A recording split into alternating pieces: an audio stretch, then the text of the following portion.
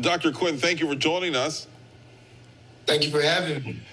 Doc, talk to us about cases. Are they suddenly rising around the world from the UK to Hong Kong, and should we be expecting any other surge here in the U.S.? Well, that depends on a lot of factors. Unfortunately, a factor that works against us is the fact that we're relaxing a lot of those mandates as far as people wearing masks, people social distancing. All of those are being relaxed, which makes us more vulnerable and have a higher probability of having problems with this subvariant.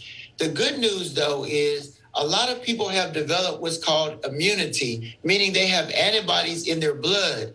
So if they come into contact with the Omicron variant or the subvariant, which is that stealth variant, there's less of a chance that they'll contract it and manifest and get worse and pass it on to others. So there are some different factors in the air, but we just need to be aware and just be on the understanding that we need to continue to know that we're not quite yet out of the storm yet.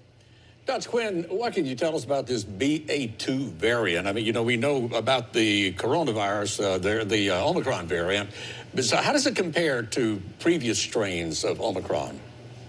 Right. Well, this is a subvariant of the Omicron variant. And what the scientists are describing are additional mutations to that spike protein. That's the part of the virus that attaches to human cells and allows the virus to infect the cells.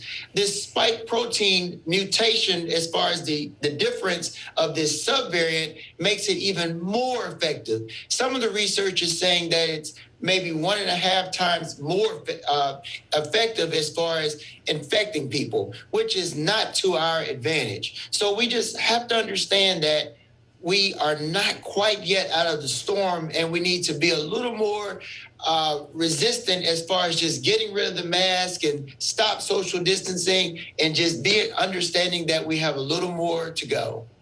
The White House extended the transportation mask mandate for another month. Do you think it's too soon to lift mask mandates on airports?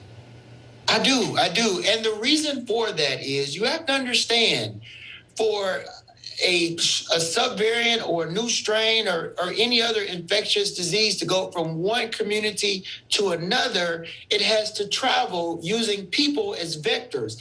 The people that get infected, say in Europe and different countries, and they come to the United States, if they're not wearing masks in the airports, then there's a higher probability that they'll pass it to others and transmit it back to areas that might not be quite as infected, such as where we are now. That's why we have to understand that, especially doing traveling, when you're mixing people from one area to another, we need to really stand fast on wearing those masks, social distancing when able, and just understand that we're not yet out of the storm. Yeah. As much as we'd like to be. Thank you, Dr. Quinn, for dropping back in on us. I still have my mask. I'm glad I know where it is. Well,